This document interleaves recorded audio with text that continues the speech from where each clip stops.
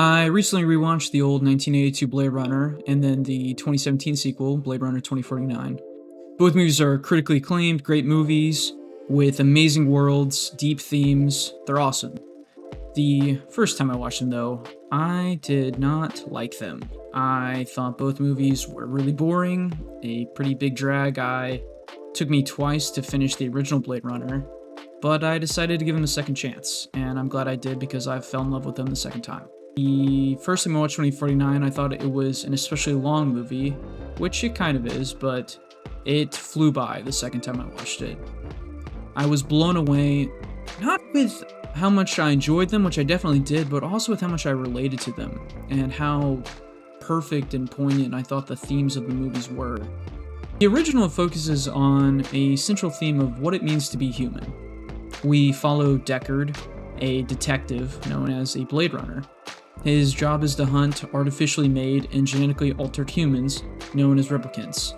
I think the first time I watched it, I think I thought they were robots, but they're real people, and maybe if you were ever confused, they are real people. We are shown he hates his job, he despises the work he must carry out in it. Even at the beginning of the movie, we're told Deckard quit previously. I don't work here anymore. He sucked back into the world of finding these replicants, threatened to do so, and he uses Johnny Walker Black Label to cope with his feelings. While in pursuit of these rogue replicants, Deckard is asked to test a person, a girl named Rachel, to demonstrate that the machine that he's testing will provide a negative on a person before providing a positive on a replicant. And goddamn, do I love when she's introduced this movie. Even when I didn't like this movie, or feel the appreciation for this film as I do now, I still love this scene. Do you like our owl? It's artificial? Of course it is. Must be expensive. Very. I'm Rachel. Deckard.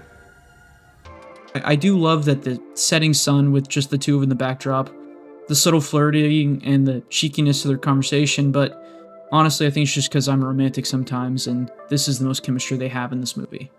Across a full-page nude photo of a girl. Is this testing whether I'm a replicant or a lesbian, Mr. Deckard? Just answer the questions, please. Well, Deckard learns after an inconclusive test that Rachel is a replicant, special for her new memory implants. Even she doesn't know she's a replicant, but she finds out later on, and leaves her job and runs away, basically. Deckard continues his search within the movie for these other rogue replicants. Throughout his experience hunting them, he becomes a changed person. The movie does a good job villainizing the replicants. They hurt people in some ways to achieve their goals. They talk kind of strange and are amused in weird ways. Villainous music plays around them. I showed the movie to someone else, and after the famous Tears in the Rain scene, she said, "Oh, they don't seem that bad." And she was sad because all he wanted to do was not die alone. Moments will be lost in time, like tears in rain. The movie almost in a sense has a twist ending of the bad guys aren't really evil.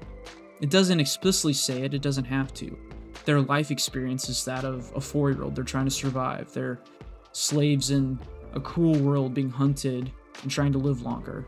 The only reason they fail the test of, quote, being human is because they don't know enough about life to respond appropriately. In contrast, Kay, the Ryan Gosling main character, is living with a projection AI wife. He's also a Blade Runner. He does his job with a cold, calculated nature, never straying far from his baseline. He believes he's doing the right thing in this world and fulfilling his purpose. That is until he investigates what's unheard of in this world, and that is a replicant-born child. His character goes throughout the movie searching for the child, and isn't changed in the movie due to his belief in this special miracle, but he begins to uncover the facts in this case, and he finds himself to be the miracle child. Not the miracle itself, but the belief in himself that he's something unique, something real. That is what changes him throughout the movie.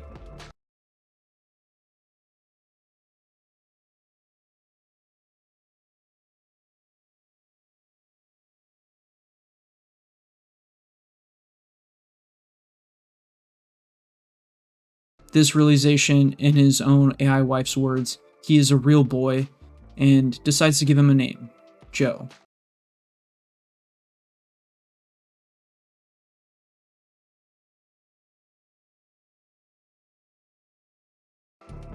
Kay decides to abandon his job. He seeks out the maker of this childhood toy he finds, possibly a parent or someone who could tell him who he really is. He upturns his life for something real. The only thing he brings with him from his past is his AI wife. That's more of a basic summary for the movie. I do enjoy that the movie doesn't retread over the same plot points as the first. We see the society is already corrupt from the beginning of the movie.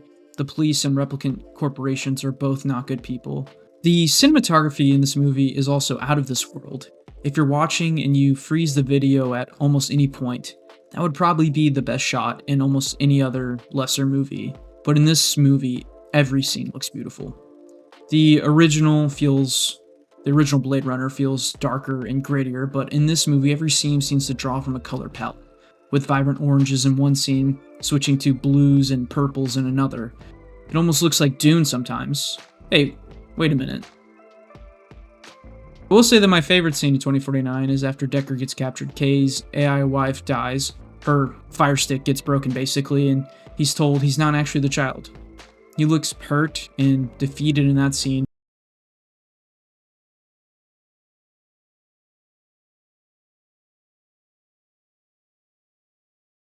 But the added scene of Kay in the street being met by a carbon copy of his wife, we think maybe he'll reminisce about missing her, get a chance to say some sort of goodbye, but no. She looks down and says, "You look like a good Joe."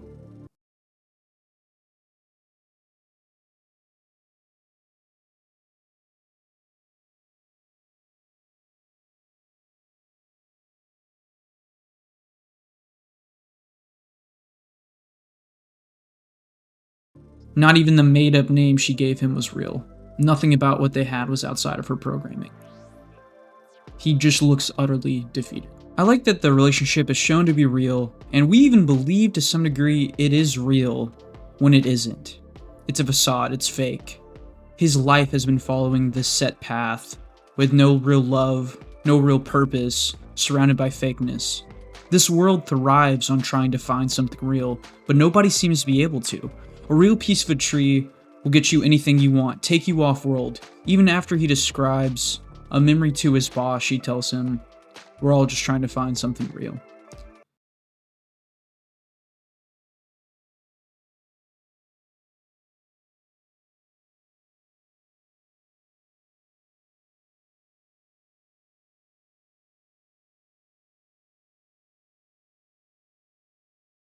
That theme is shown in both movies to some degree. It's most prevalent in 2049, but in both movies, anytime an animal is shown, someone asks, "Is it real?"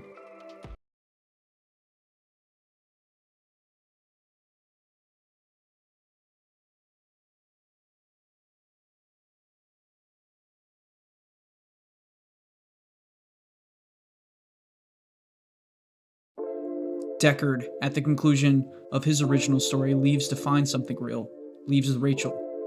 Kay, at the end of his, realizes nothing ever was.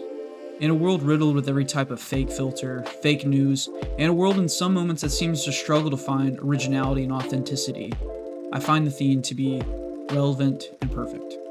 People are disconnected sometimes from what living life truly means. In a world where at some point in the next 100 years or so, AI will probably take over as our overlords, sometimes we're just trying to sift through and find something new.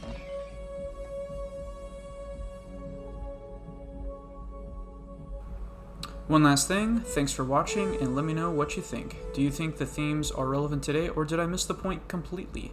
Also, let me know what you'd like to see in the future. Bye.